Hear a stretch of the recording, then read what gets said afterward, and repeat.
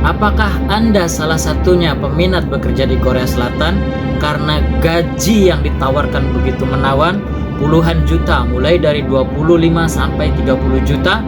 Jika Anda penasaran, berapa sih sebenarnya UMR di Korea Selatan untuk tahun 2025 dan bagaimana dengan biaya hidup di sana?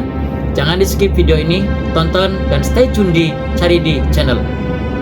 Disclaimer dulu nih, jadi dalam video ini tidak memuat informasi yang baku dan bisa berubah sewaktu-waktu. Di setiap daerah itu berbeda-beda.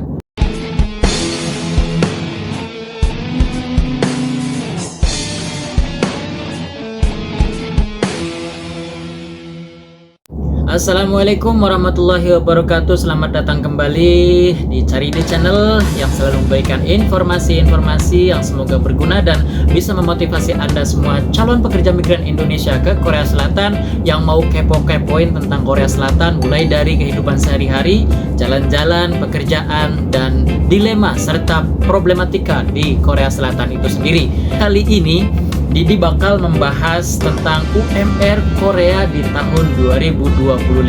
UMR Korea Selatan, upah per jamnya di tahun 2025 yaitu sebesar 10.030 won. Jadi 1 jamnya bekerja di Korea Selatan 10.030 won. Kalau dikurus dengan 12 rupiah per wonnya, berarti itu mendapatkan sekitar 120 ribuan per jam. Kalau untuk 12, untuk sekarang ini kursnya masih di bawah 12 ya, masih 11 sekian gitu. Nah, untuk gaji pokok per bulannya berapa? Gaji pokok per bulannya kalau misalkan tanpa lembur ya, itu 2.096.270 won per bulan ya. Dan jika ada lemburan, katakanlah yagan ya, itu 1 jamnya 15.045 won. 15.045 won itu sekitar berapa ya kalau di kurs di Indonesianya? Sekitar 180.540 rupiah kurang lebihnya, mohon maaf kalau salah. Dan kalau misalkan teman-teman Jugan ya, kerja di sistem Jugan, itu jam kerja pokoknya 8 jam ditambah dengan jam lembur, katakanlah jam pokoknya mendapatkan 80.240 won karena 8 jam kerja dikali jam pokok yaitu 10.030 won ya. Nah, terus mendapatkan tambahan dari uang lemburan 1 jamnya 15.045 won. Katakanlah secara kasar hitungannya 1 bulan teman-teman mendapatkan 3.500.000 won. 3.500.000 won jika dikalikan di angka 12 rupiah per wonnya, berarti akan hasil 42 juta ya, 42 juta. Ini memang angka yang fantastis jika teman-teman bekerja di Korea Selatan dan sangat menggiurkan. Dan ketika teman-teman mau beli handphone ya nggak masalah, karena 1 bulan gaji pun sudah terbeli gitu. Tapi bagaimana dengan biaya hidupnya ya kan? Biaya hidup gimana sih di Korea Selatan gitu? Biaya hidup di Korea Selatan kita rinci ya. Ada biaya wajib dan ada biaya pribadi. Biaya wajibnya yang teman-teman harus bayarkan, 1 ya, pajak penghasilan sebesar 100.000 won kurang lebih. Jadi ngomong kurang lebih ya, karena ada perbedaan di setiap daerah, di setiap pabrik mungkin sistemnya. Jadi kita pukul rata yaitu 100.000 won.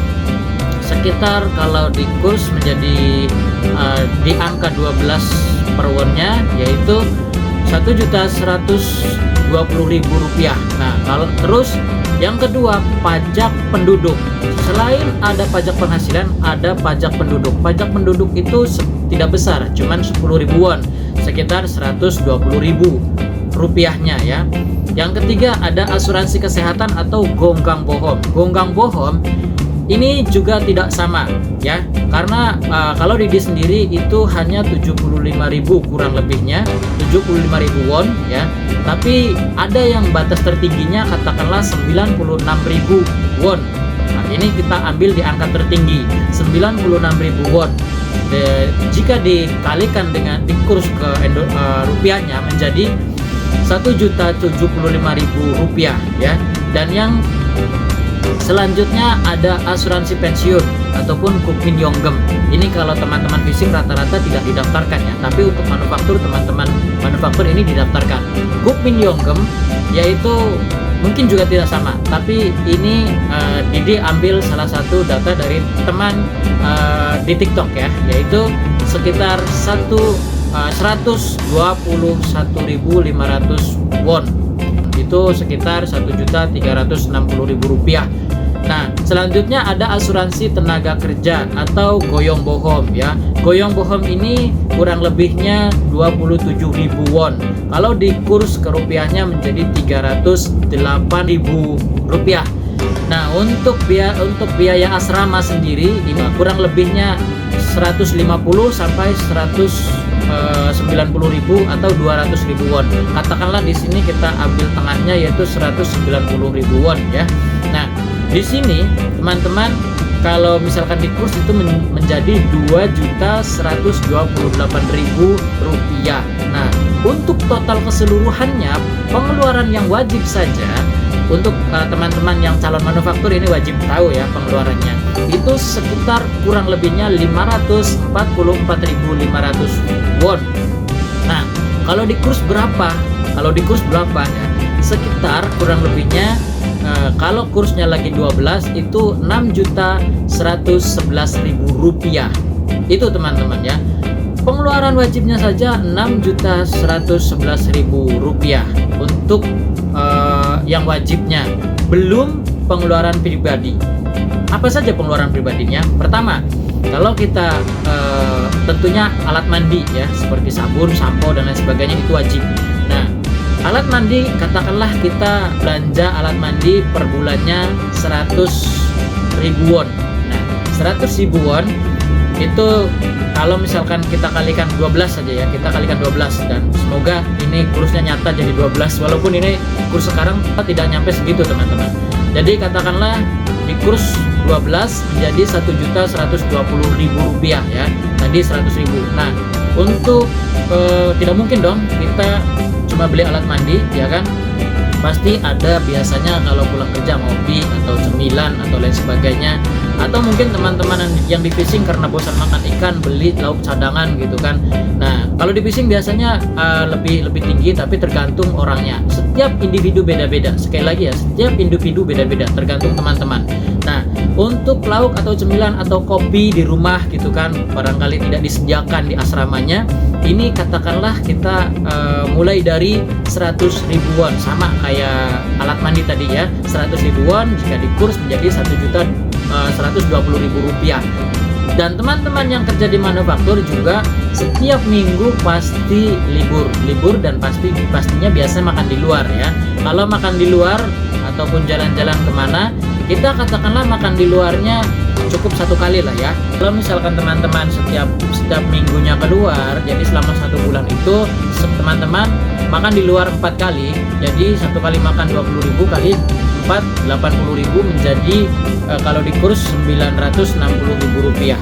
Jadi nggak sedikit ya kalau dihitung di rupiahnya. Nah, satu lagi yang penting yaitu internet ya, kuota ataupun paket bulanan, entah itu yang line cut atau yang line phone, atau juga yang ini dia ambil yang paling rendah ya, biaya manual, jadi isi ulang manual. Biasanya di Korea ini paling rendah yaitu di angka 36.300. Tapi ada yang lebih murah lagi, tapi yang ini yang paling stabil ya, internetnya, jaringannya, unlimitednya, hingga terlalu buruk-buruk amat. Jadi ini 36.300 katakanlah menjadi, kalau misalkan kita kurs di angka 12 per won, yaitu menjadi 435.600 rupiah ya, itu untuk rupiahnya. Jadi untuk total pengeluaran per bulannya teman-teman ya, dari yang wajib sampai dengan yang pribadi itu totalnya adalah 9.746.600 rupiah. Dari mana? Dari pengeluaran pribadi tadi yang 6.111.000 ditambah dengan pengeluaran yang wajib 6.111.000 ditambah pengeluaran pribadi yang tadi dari alat mandi, lauk, cemilan, kopi, makan di luar, paket bulanan ya. Itu udah paling rendah teman-teman. Nah, tapi kebanyakan yang biasa jajan-jajan yang branded kayak gitu itu lebih daripada hitungan tadi ya. Itu tadi cuman berapa itu? 350.000 lah kita bikin rata. Jadi 350.000 itu untuk per bulannya, untuk yang pribadinya saja ya. Dan untuk yang wajibnya kita keluarkan 544.000, katakanlah kita genapkan menjadi 550.000 won. Nah, ditambah tadi 350.000 won. Jadi kurang lebihnya 900.000 won. Itu hitungan kasarnya, teman-teman. Itu hitungan untuk teman-teman yang tinggal di asrama pabrik ya. Beda kasus ataupun beda hitungan untuk teman-teman yang tinggal di wardroom ataupun tinggal di apartemen ya, yang disewakan seperti itu, karena biasanya ada biaya deposit dan biaya bulanannya. Biaya deposit itu biasanya mulai dari 3 juta ya, 1 sampai 3 juta kurang lebihnya. Mohon maaf kalau misalkan ini salah, karena Didi belum pernah nyewa one room ataupun juga tinggal di apartemen, hanya fasilitas dari pabrik ya, Didi yang tempat tinggal Didi sekarang gitu. Jadi yang Didi tahu itu mulai dari depositonya itu mulai dari 1 juta sampai 3 juta, tapi ada yang 7 juta juga, tergantung tempatnya luas atau tidaknya kayak gitu teman-teman. Dan biaya bulanannya itu biasanya mulai dari 300 sampai dengan 600 ya. Itu tergantung tipe wardrobe tipe yang didapatkan itu, kontrakannya kayak gitu. Kalau ini rata-ratanya sih ya untuk wardrobe sendiri 300 kayak gitu teman-teman ya. Tapi kalau misalkan dapat yang agak luas, ada double room kayak gitu, double room ataupun juga yang 2 kamar tidur kayak gitu, biasanya lebih mahal teman-teman. Terima kasih untuk yang sudah setia menonton dan subscribe di channel Cari di Channel, dan dukungan Anda sangat berarti. Oleh karenanya tetap dukung Cari di Channel dengan cara like video ini dan bagikan ke platform media sosial teman-teman, bagikan ke WhatsApp teman-teman, biar yang lain bisa mengetahui apa yang teman-teman ketahui, dan semoga video ini bisa bermanfaat. Terima kasih, PMI Korea Bisa. Assalamualaikum warahmatullahi wabarakatuh. Salam sukses.